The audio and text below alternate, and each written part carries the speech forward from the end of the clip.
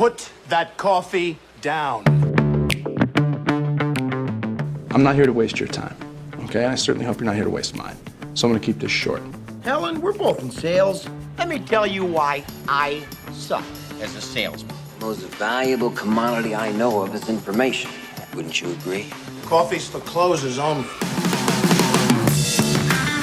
Well, hello there, friend.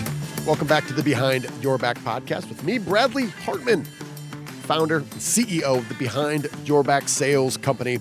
It's our mission to help dealers, distributors, and manufacturers sell more, faster, at higher margins, and have more fun doing it. And as for this podcast, talk about leadership, personal productivity, time management, and the craft of selling in this construction industry. This episode is brought to you by Boise Cascade Engineered Wood Products. They help you move faster and get more done.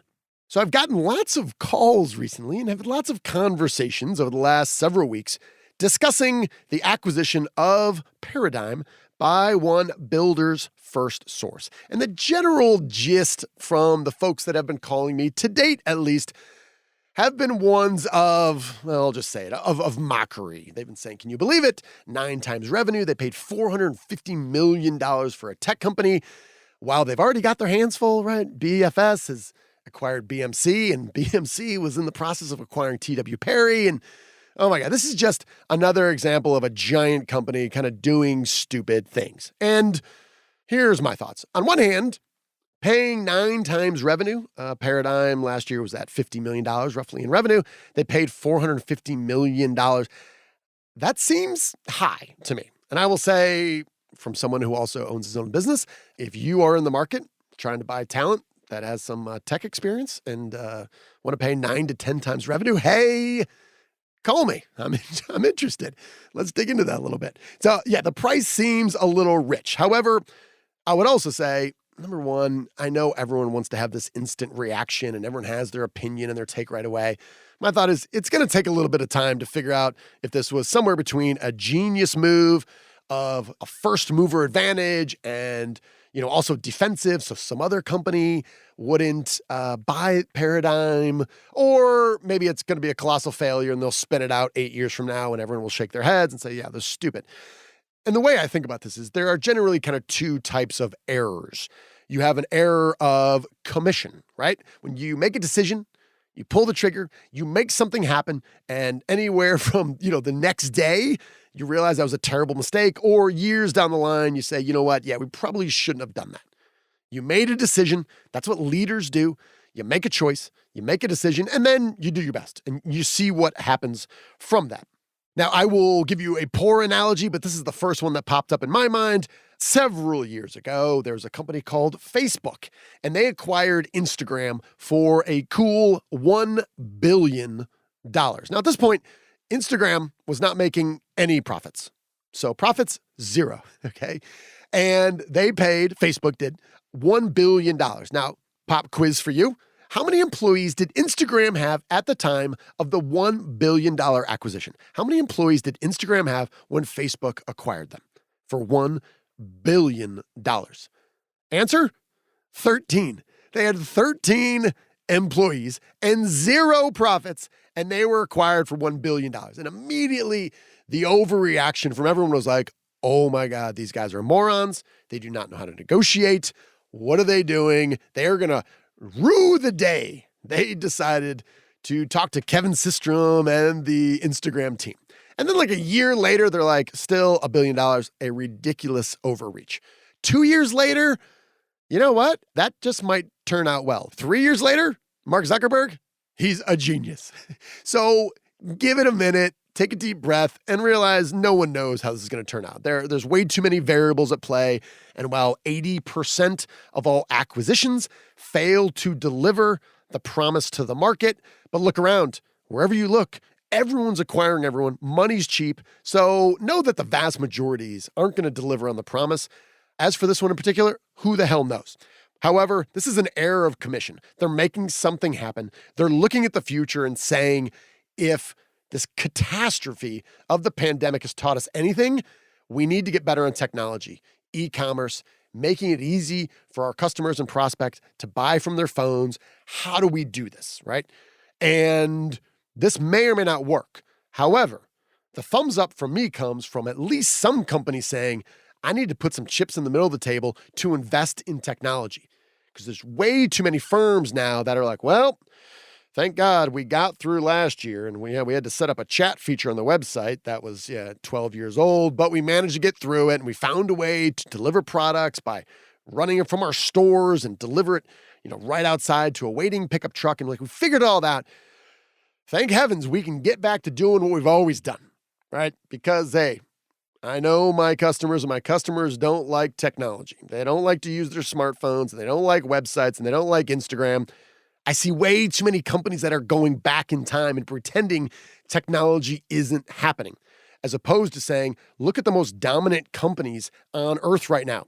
Facebook, Apple, Microsoft, Amazon, Google, Netflix, even Walmart now is a tech company.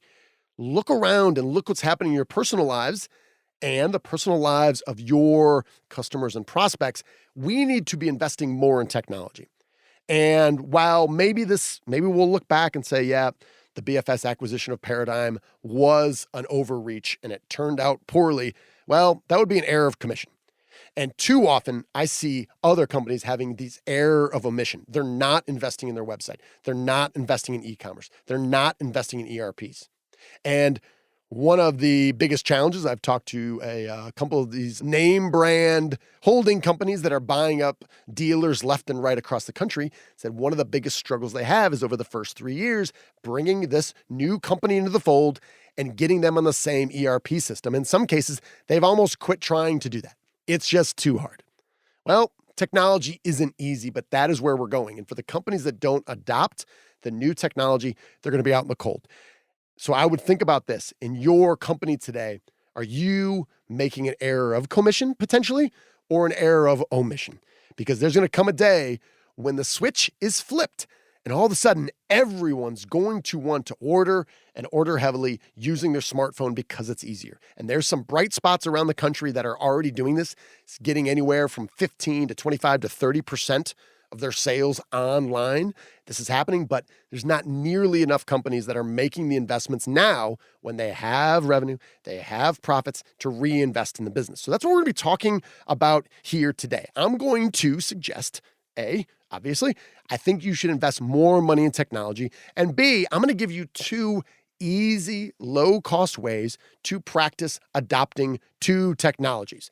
And these are really around platforms that are out there that we personally use and have had great success.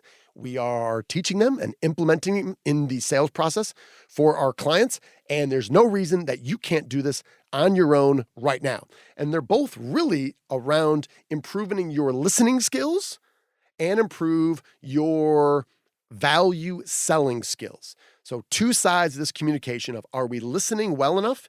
Do we know exactly what our customers and prospects are saying? And then how are we communicating back with them?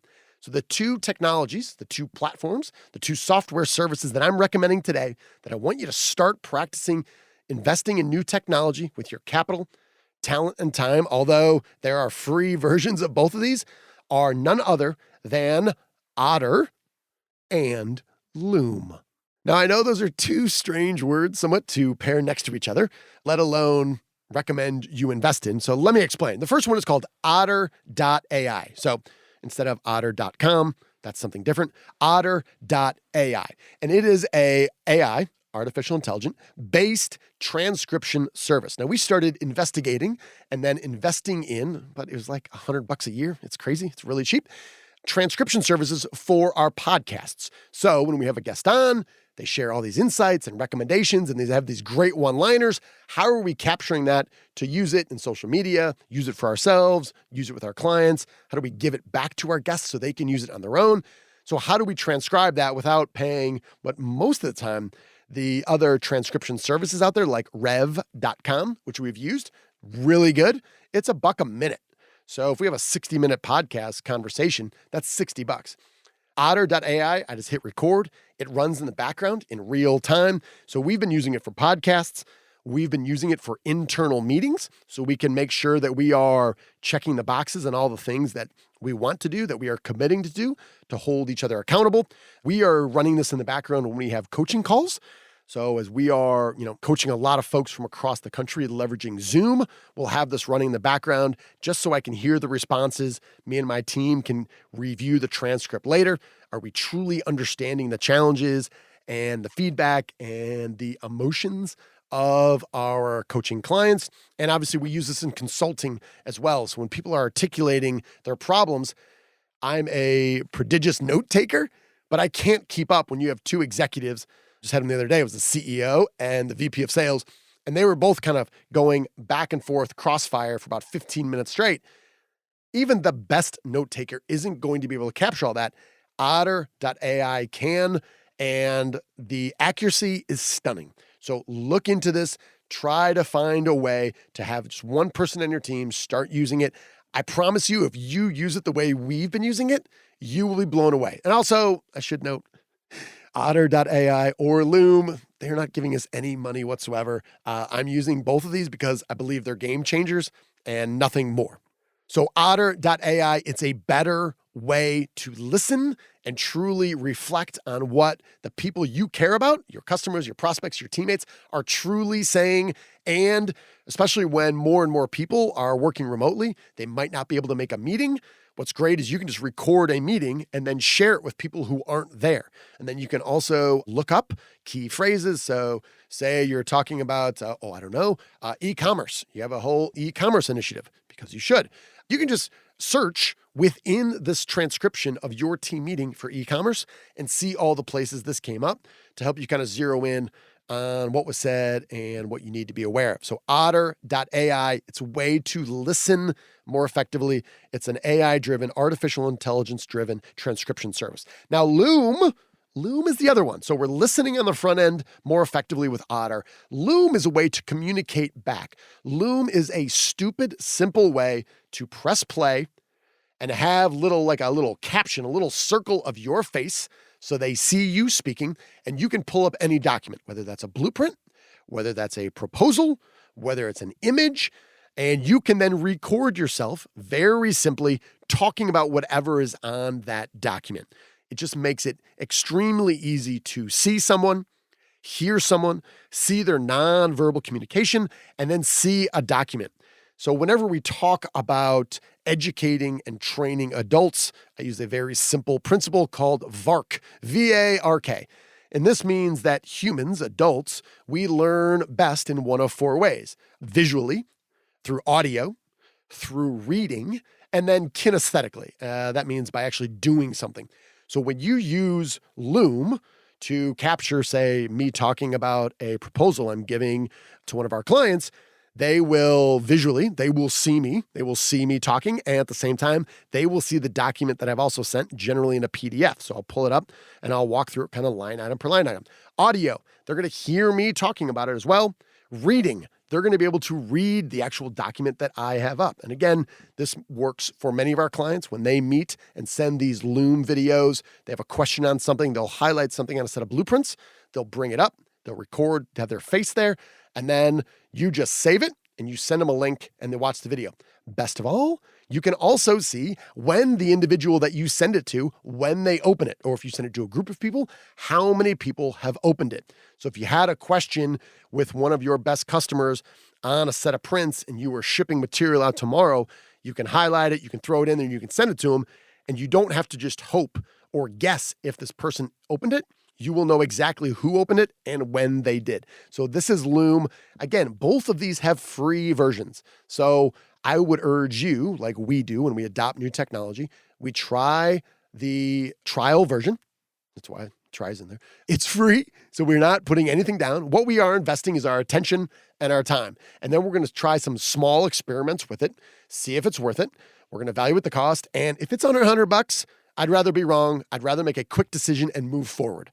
I'm fine with losing a random $100 here or there if we can try new technology that can change our lives. And both Otter and Loom have done that. So Otter on the transcription side helps you listen more effectively, and Loom helps you communicate back outward to your customers, to your prospects, and your teammates. Well, especially as we have more and more people that are staying remote, or heaven help us, as this Delta variant increases along this year, we might be back in a very similar situation we were at the middle of last year with a lot of people working remotely. This is a way to improve communication that is outbound. So Otter, listen better, Loom to communicate better going out. So I would strongly encourage you, strongly recommend to a friend, Otter.ai and Loom. If you have any questions on these, again, I want to help you. I would not recommend these if I didn't think they would help you, because they are certainly helping us in a big way. Do not hesitate to contact me directly at bradley@behindyourbacksales.com. So that's all we've got for today. Again, going back to Builders FirstSource, I want you guys, if you are making errors right now, make them errors of commission. Invest in technology. Figure out a way to put your strategic resources, your capital, your talent, and time into some technology. And if you can't identify specific ways you are investing in technology right now, you're not doing it, and you are surely not getting ahead of the group, right? Case in point, Builders FirstSource, they're probably in the market that you are, right? But you're going to be falling behind. So invest in the technology. This is an easy way to start doing that with Otter.ai and Loom. That's all I've got. We're going to close out like we always do. You, my friend, you're owed nothing. Deliver value first.